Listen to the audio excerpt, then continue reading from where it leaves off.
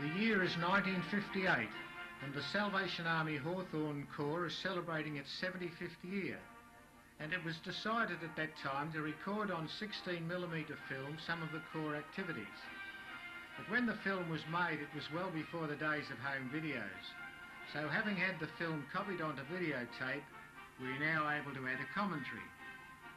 Our Corps officers at that time were Senior Captain and Mrs. Garnet Clee. We see Captain Clee here greeting the members of the census board at the front of the Citadel. Major Irene Gent was the Corps Secretary. Mrs. Lance Rackham, Edna, was the Home League Secretary. Mrs. Rob Roy, Lou, was the Young People's Sergeant Major. Major Myrtle Stevens was the Corps Cadet Counsellor, known then as Corps Cadet Guardian. J.R. Stevens was the Corps Sergeant Major. Rob Roy was the Recruiting Sergeant. Vic Rackham was the Songster Leader. Gordon O'Neill was the Corps Treasurer then, and Lance Rackham was the Bandmaster. The Corps was put on parade outdoors for the benefit of the filming, where Bandmaster Lance is conducting and the junior timbalists are playing. The girls from right, Helen Clee, Marilyn Stevens, Susan Tregonning, Marilyn Corker, Glenys O'Neill, Chris Harvey, Janet Stevens, Yvonne Tregonning, Rhonda Francis, Margaret Stevens, next to the leader, Janice O'Neill, who is in uniform.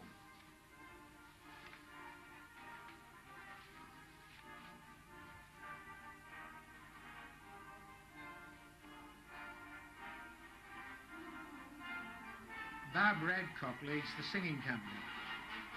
I might have to hurry a bit, but I'll give you as many names as I can as we proceed through the film.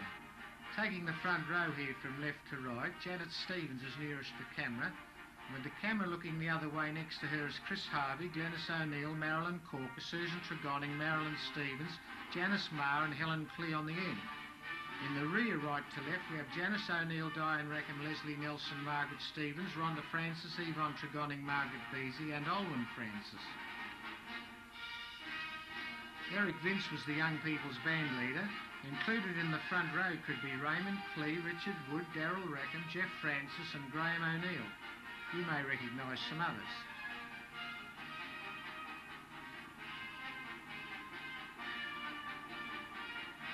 There's Ken O'Brien on the bass, Ernest Matters on euphonium. One of the tenor horns is being played by Alan O'Brien, the taller boy there.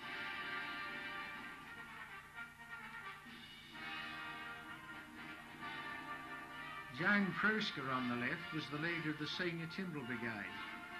We'll get a better look at the timbrelists later on. Helping out with the singing are Rodney O'Neill with the flag, then Sister Mrs. Burt, Barbara Adcock, Lou Roy, Colleen Reese, Joyce Lamer, Ivy Clark and Elaine Pendlebury. Corps Sergeant Major J.R. Stevens, Brigadier Ann Stevens, and in white, Leslie Nelson and Rhonda Murphy. Mrs. Marion Beasy is behind Captain and Mrs. Clee and Major Gent, as are Charlie Alchin and Douglas Stevens.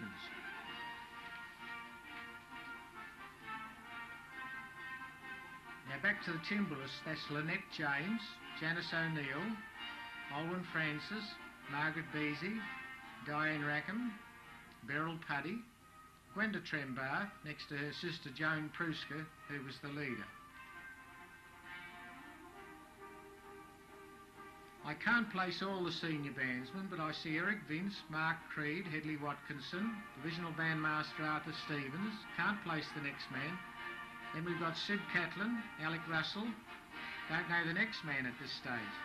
But then there's Rob O'Brien, Norm Trembath. We'll come back from the corner then for the others. Jim Wilcox, Gordon O'Neill, Ron O'Neill, Sess Harvey, Tom Cool, Rex Harvey, Anthony Rackham.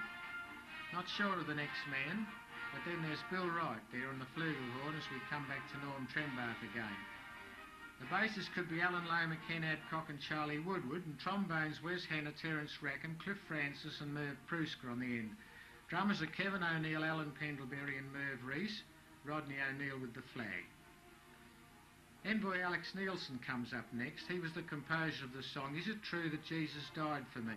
He's being greeted here by Brigadier Ferdinand Hepper, an earlier Hawthorn Corps officer. Captain Clee introduces Staff Bandsman Frank Thomas to Major Tom Briggs and his wife, who was Rita Humphreys. Mrs. Sid Catlin and Aubrey Beasy are in the background.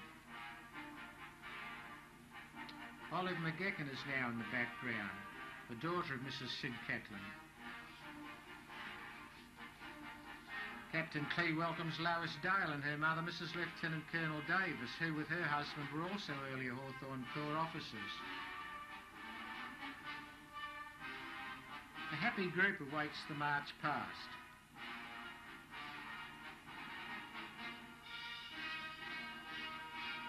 John Stevens carries the flag in front. Colonel and Mrs. Mingay were our leaders for the weekend, accompanied by Brigadier and Mrs. Maunder. The life-saving sections and the young people bring up the rear of the march past.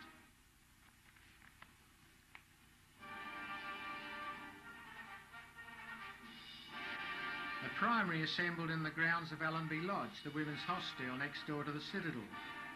See how many of these young folk you can recognise when you see them from the front. There's Ruth Vince, Maureen Rees, Robin Parks, David Parks, Wendy Lean, Pamela Clee, little Ted Hanna there next to Robert Stevens in the brown suit, and Dean Woodward conducting. We see Evelyn Harvey with her daughter Robin, Barbara Stevens extreme right, the little girl with the blue hair ribbon is Meredith Wilcox next to Pamela Clee, Judy Trembath and Joy Clear in front of their lovely primary leader Connie Nelson. The drummer boy is Geoffrey Rees. Watch for Robert Tregonning as we move around. He's in front of the man in uniform. Next to him is Trevor Wilcox and Brenton Broadstock with the cymbals and Graham Trembath, all singing deep and wide. Primary indoors, that's Ted Hanna on the extreme right, next to Graham Wright, and Wayne McGecken on the left in blue. Now we come to Beth and Alan Gowland. Beth had earlier been our primary leader. Beth and Alan applied for officership and Captain Clee conducted their farewell to the training college. They didn't have a family, but they were very pleased to learn during the session that their firstborn was on the way. And here's little Jennifer after she was dedicated by Colonel and Mrs. Fred Saunders at Hawthorn. Colonel Fred Saunders is the son of one of the two comrades who started the Salvation Army here in Australia, of Saunders and Gore fame. The Colonel served as training principal in several countries, including our own territory, and he eventually became a well-loved Chief Secretary here. Mrs. Jack Stevens, Maisie. My wife is a matter of great delight, with our youngest son, Bruce. Maisie had broken an arm in a fall. That's Mrs. Ellen Pendlebury, Edna, with her son Gregory. Gregory was born on the same day as our son Bruce. And the last of the trio, but not least, Mrs. Ken Adcock, Barbara, with their son Stephen.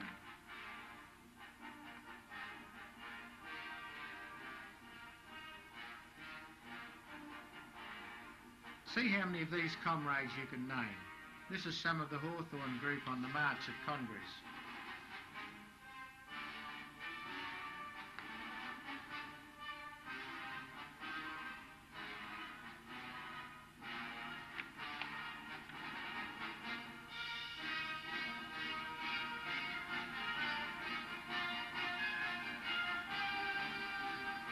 Our basketball teams at that time were very successful with many big wins. One of their greatest encouragers was Mrs. Aubrey Beasy, Marion.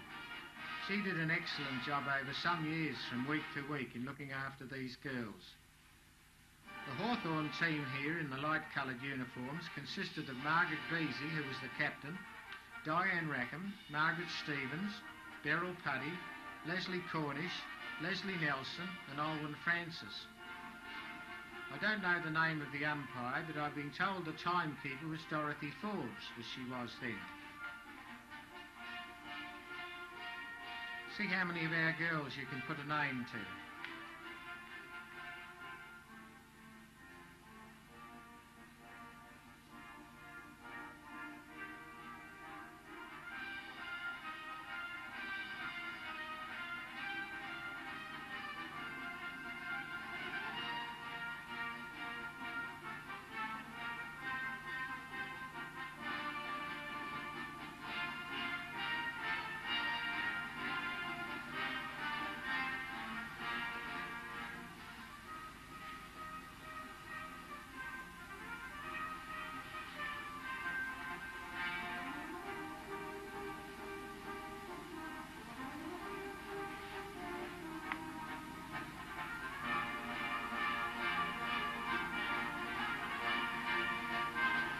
It's time for 3 cheers all round.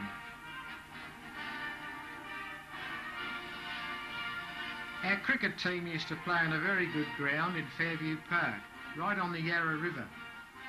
They had to use a long pole with a net at the end to retrieve balls that were easily sent flying into the water. Yes, just like that one Jeff Stevens has sent away. There were many went into the water, especially over that square leg area. Some will be able to name the different players, and some will pick out some of their encouragers.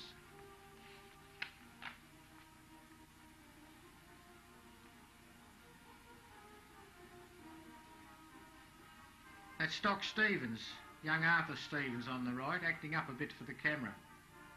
It looks like his wife May could be there too.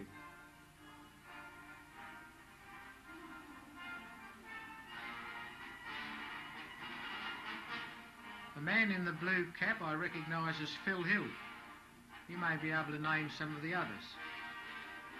The cricket club was very fortunate in having 2 excellent presidents, one of them there, Sid Catlin in the yellow t-shirt, and the other one was J.R. Stevens. They each did an excellent job. Jeff Stevens comes off to make way for the next batsman. There's Bill Wright there in the background.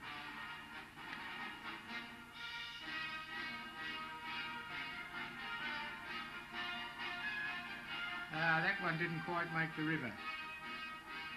That's Charlie Woodward facing the bowling.